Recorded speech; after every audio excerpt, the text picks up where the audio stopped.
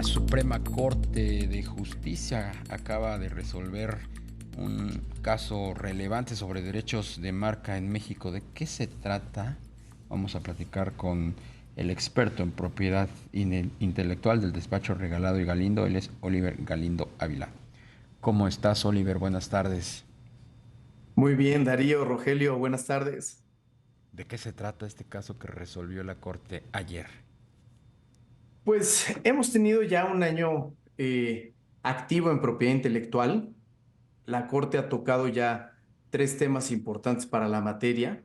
El sistema de notificación y retirada en derechos de autor. Hubo un tema de patentes también relevante.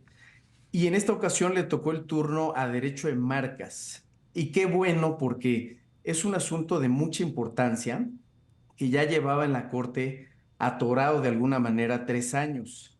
De lo que se trataba el litigio era una controversia sobre si era posible, era constitucional que una persona demandara la nulidad de una marca que ya se había otorgado hace varios años cuando se trataba de una marca ilegal.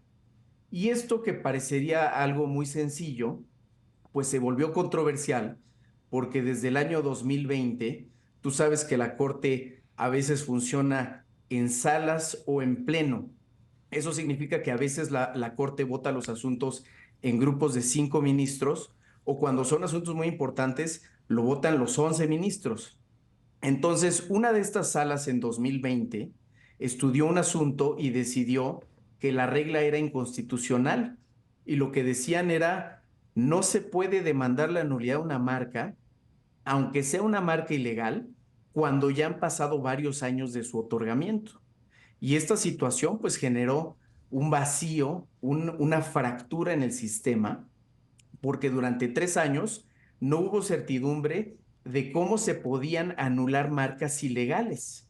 Y el asunto pues trascendió porque empezó a afectar a mucha gente. Hubo asuntos, creo que incluso te tocó por ahí reportar alguno de ellos, el asunto de la Fórmula 1 contra Bardal, que se pelearon y fue un asunto que llevaron muchos años. La estrategia de uno de los abogados giraba alrededor de este artículo y todo el asunto al final se cayó por el criterio de la Corte. Elon Musk con la marca Starlink tuvo otro caso famoso de estos y finalmente pues eran tantas las afectaciones que el pleno de la Corte dijo, esto es un asunto que amerita que los 11 lo estudiemos y lo votemos. Y eso fue lo que sucedió ayer. Bueno, ayer y el jueves pasado. Fueron 2 días de discusión, una discusión muy rica, un poco incluso acalorada entre el ministro Lainez, que estaba de un lado, él defendía la inconstitucionalidad, y del otro lado estaba la ministra Ríos Farhat, que también hizo una gran defensa.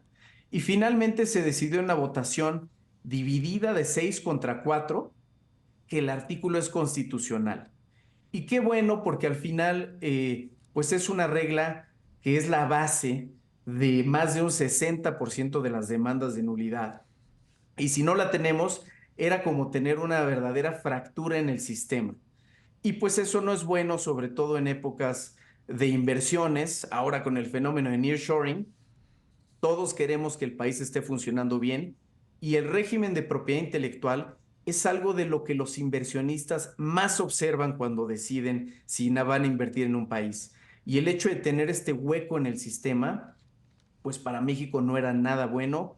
Desafortunadamente la Corte se tardó 3 años por diversas circunstancias en resolverlo, pero pues enhorabuena y finalmente ya está resuelto y otra vez el sistema vuelve a caminar. Claro. Esto, como dices, Oliver, va a dar certidumbre a las empresas que están ya con operaciones en México y las que estén interesadas en instalarse aquí. Sí, les da certidumbre porque pues uno pensaría que a lo mejor no son muchos los casos de marcas ilegales, pero son más comunes de lo que pensamos. Es frecuente que el INPI, por alguna inadvertencia, por algún error, otorgue una marca a quien no debería de otorgarlo. Incluso en uno de los casos que aquí se resolvieron, la situación era que había una persona que tenía una empresa en donde utilizaba un nombre comercial el nombre, la empresa tenía un nombre con el que se identificaba ante su público. Y después llegó alguien más que registró una marca que era semejante en grado de confusión, que causaba confusión entre los consumidores. Entonces, el dueño de este establecimiento fue a demandar la nulidad de este registro de marca y ganó todo el caso, ganó en varias instancias y finalmente le estaban diciendo, oye, no puedes demandar porque ya pasaron varios años. Y el argumento de esta persona era decir, oye, pero es un registro ilegal, yo tenía el derecho antes que esta otra persona. Y entonces, pues yo creo que la Corte, con este criterio que sostuvieron 3 ministros en el año de 2020, generó más inseguridad jurídica que la que al final estaba tratando de resolver. Porque lo que decían los ministros es, no queremos que la gente que sean dueños de marca vivan en inseguridad. Porque si ellos creen que en cualquier momento puede llegar alguien a demandarle la nulidad, eso les genera inseguridad jurídica. Pero pues al final lo que dijeron los 6 ministros que ganaron, digamos, de ese lado es, genera más inseguridad jurídica el hecho de que no puedas anular una marca ilícita. Y es un principio general del derecho que aquellos actos que nacieron en contra de la ley no pueden convertirse o considerarse legales por el simple transcurso del tiempo. Entonces, pues yo creo que es la decisión correcta y me hubiera gustado que se resolviera antes, pero bueno, estuvo en algún momento en manos del ministro Saldívar. Yo creo que ahí no se le dio la prioridad que debía y ahora con la presidencia de la ministra Piña, creo que se puso en un lugar más apropiado. Oliver, qué tantas marcas ilegales hay en México y por qué se asignan o se registran si tienen un fundamento pues ilegal? ¿Cómo es que se puede registrar una marca que no se debería de registrar? Pues hay muchos casos, Es una Darío, práctica muy son común en miles de México casos eso. al año. Sí. Yo te puedo decir que el INPI, según las estadísticas que el propio INPE publica, cada año recibe aproximadamente 3.400 demandas. De esas 3.400 demandas, cuando menos 1.000 de ellas deben de ser anulaciones de marcas.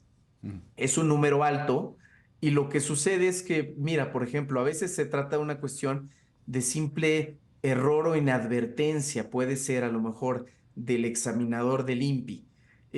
Puede ser que haya marcas que se parezcan, haya alguien que ya haya registrado una marca anteriormente y al momento de hacer el examen para conceder el nuevo registro, pues no hace bien su chamba, no revisa bien los antecedentes, no advierte que hay una marca de alguien más que ya existía anteriormente y concede el O registro. también hay Pero hay muchos corrupción, otros ¿no? casos, hay casos de marcas que nunca se debieron de haber concedido. Alguna vez por ahí alguien registró, me parece, la palabra ramen para proteger fideos.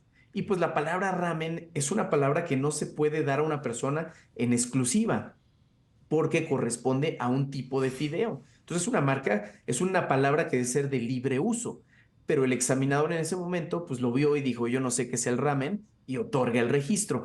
Ese tipo de errores se dan con cierta frecuencia y por eso es que es muy importante tener este tipo de mecanismos legales para anular marcas que violan el Bien. orden jurídico. Pues Oliver Galindo, experto en propiedad intelectual del Bufete Regalado. Y Galindo, muchísimas gracias por la entrevista.